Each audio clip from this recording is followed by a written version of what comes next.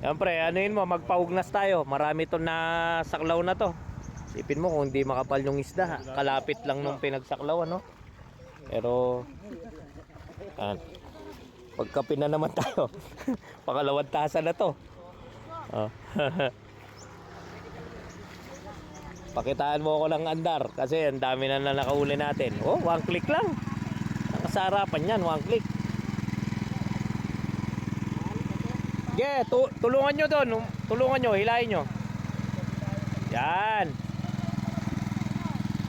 Yan ang kapal. Kapal ng narami. Marami ang nakuha na yan. Pero marami lalabas na sa isda.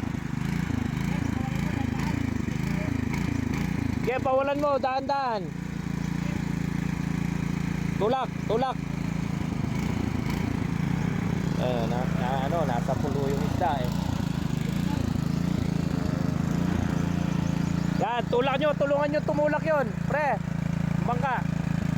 Tulak yung bangka.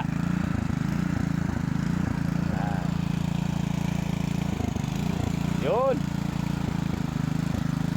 Yeah, yan, tulungan nyo. Yan, tulong, mabilis. Marami ko kasi nasaklaw. Tingnan nyo naman po yung biscuit namin. Hindi siya kalaki yan eh. Kaya kagad punong-punong titignan to.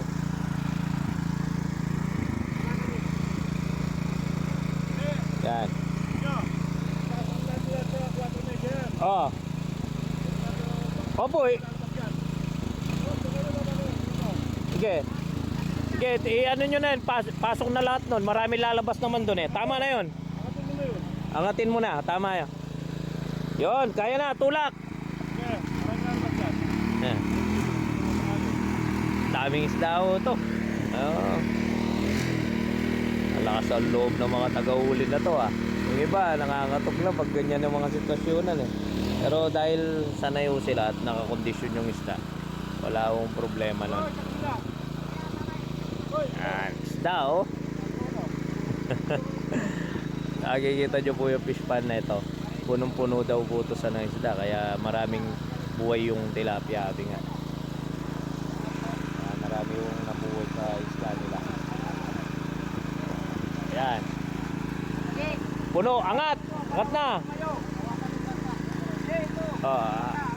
Oh, yan. Atras niyan, atras yan, tama. Oh.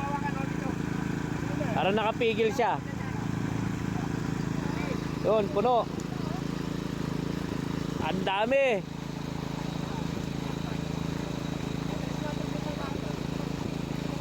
Yeah, atras yung baka niyan.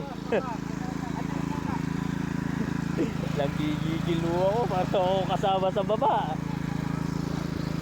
Dami oh. Solve.